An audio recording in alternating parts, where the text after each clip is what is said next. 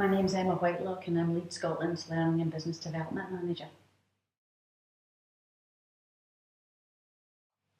What we want to evaluate in relation to learners accessing frontline services is who uses our service, find out why they want to use the service, think about trends in that, look at outcomes that learners want to achieve and think about impacts that they're gaining along the way and also after they leave as well. Logic modelling was an integral part of Learning Link Scotland's Explaining the Difference pilot, and I was a member of that pilot project. We've used logic modelling to help tell the story of a project. So we've used it when we're planning new projects, sometimes we've done it during a midway review, and once we've also used it when there was a project that was under threat of losing its funding. We used it to reshape, refocus and help articulate the fit of that project with the funder's outcomes. I think logic modelling can really help you tell the story of what's happening in the project. It's the journey of learners' outcomes. I think it can inspire confidence from funders in what it is that you're wanting to do. It shows you've a planned approach and that you've thought about how you're going to monitor and evaluate the project as well.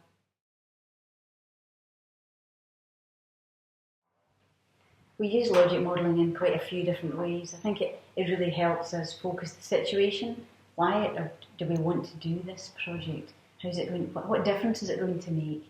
It helps us focus and think, what are the inputs, the outputs? What has to happen at the pre-engagement stage before the rest of the activities can happen, and then the outcomes and the impacts, and what difference are we really going to make? I think it really helps focus that conversation. We involve other stakeholders in that conversation too. It's not enough for one person to sit in a room and write a logic model.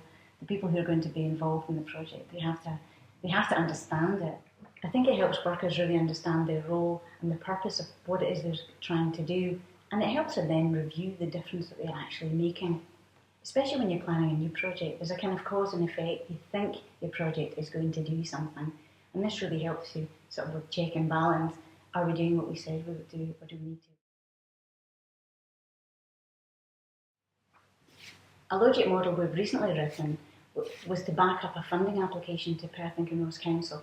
So they have the narrative of the application, go along, give a presentation about what the project will be around, and created a draft logic model to really try and explain in one sheet, at one glance, the situation, the assumptions, the fit with their single outcome agreement, and what it is that we would do. It is a sort of linear process, but one of the assumptions is that the learner's journey isn't necessarily linear. This really helped the funders understand quite quickly what it was they wanted to do, and they could see the fit with other types of provision that they're funding. So when the team at Perth and Kinross got the draft logic model in through their email, we actually got an email back to say, great, I can completely understand this way of articulating a project. This makes a lot of sense. And when we gave the presentation, it was also clear that they were happy we'd planned our approach using this kind of tool, because that speaks the same language that they're using, and it uses the same kind of frameworks that they're used to.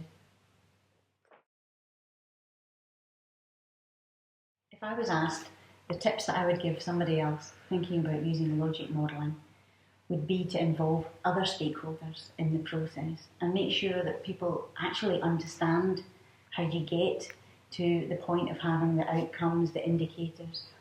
Don't just lift it off the shelf from the last project and think that you can use it. It's important to really understand all the elements within the logic model, which really takes you on the journey from why you want to have this intervention right through to what will happen, what will be the impacts sustained after the learner has moved on from your provision. And it's really important to unpick what all those elements are, what difference you can really make, and understand it.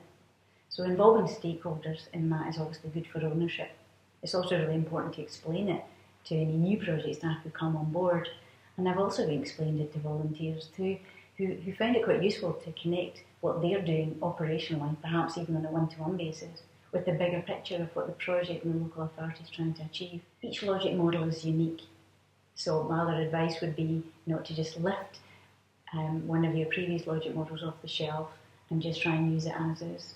You have to approach each one and treat it differently and separately, and really strip it back to starting again with the elements.